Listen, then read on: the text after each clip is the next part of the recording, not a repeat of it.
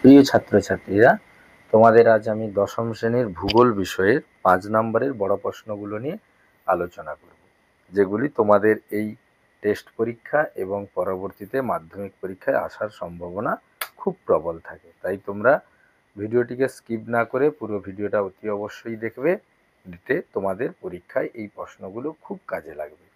তো প্রাকৃতিক ভূগোল থেকে তোমাদের দুটো লং প্রশ্ন করতে হয় 5 নম্বরে, 4টে থাকে, সেগুলো নিয়ে প্রথম আমি আলোচনা করছি। নদীর ক্ষয় ও সঞ্চয় কার্যের ফলে সৃষ্ট ভূমিরূপগুলির বিবরণ দাও। বায়ুর ক্ষয় ও সঞ্চয় কার্যের ফলে সৃষ্ট ভূমিরূপগুলির বিবরণ দাও। এই দুটো দাগ করলে তোমাদের একটা দাগ আসার সম্ভাবনা প্রবল। সমুদ্র স্রোত সৃষ্টির কারণগুলি লেখো। পৃথিবীর বিভিন্ন স্থানে সমুদ্র স্রোতের প্রধান 5টি প্রভাব আলোচনা করো। এই দুটো দাগও খুব গুরুত্বপূর্ণ। বায়ুমণ্ডলে উষ্ণতার তারতম্যের কারণগুলি ব্যাখ্যা করো। বিভিন্ন প্রকার বৃষ্টিপাত কিভাবে সংঘটিত হয় তা চিত্রসহ ব্যাখ্যা করো।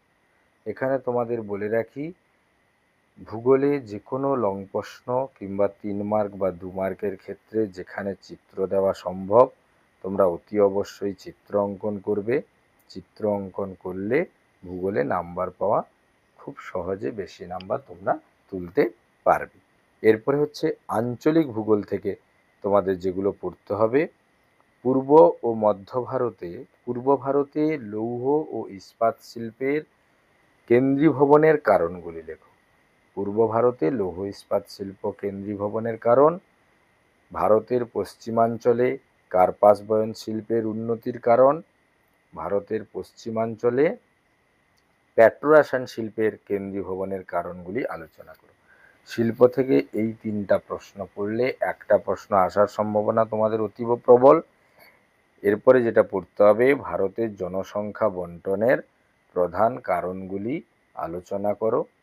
পূর্ব ও পশ্চিম উপকূলীয় সমভূমির প্রাকৃতিক বৈশিষ্ট্যের পার্থক্য লেখো। আরেকটা চাষাবাদ থেকে পড়তে হবে তোমাদের, ভারতের চা, কার্পাস, ধান ও ইক্ষু চাষের অনুকূল প্রাকৃতিক পরিবেশ সম্বন্ধে বর্ণনা দাও।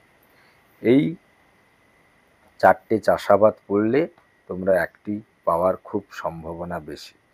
চাষবাসের ক্ষেত্রে তোমরা চেষ্টা করবে পাশে একটি ম্যাপ দেখিয়ে, ভারতের ম্যাপ এঁকে কোন কোন অঞ্চলে সেই সমস্ত চাষ হয়, যে চাষ তোমার পরীক্ষায় এসছে।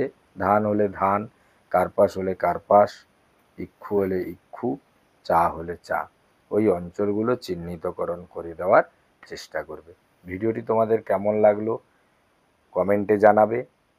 তুমি নতুন হলে চ্যানেলটিকে সাবস্ক্রাইব করবে এবং পাশে থাকা বেল আইকন বোতামটিকে দাবিয়ে অল করে রাখবে। আমি যখনই ভিডিও ছাড়ব সবার প্রথম তোমাদের কাছে তখনই ভিডিওটি পৌঁছে যাবে। পরবর্তীতে আমি 3 মার্ক এবং 2 মার্কের ভিডিওগুলি দিব। ততক্ষণে তোমরা এই প্রশ্নগুলো খুব ভালো করে পড়াশোনা করো, পড়াশোনায় মনোযোগী হও। তোমরা ভালো থাকবে। পরবর্তী ভিডিওতে তোমাদের সঙ্গে আবার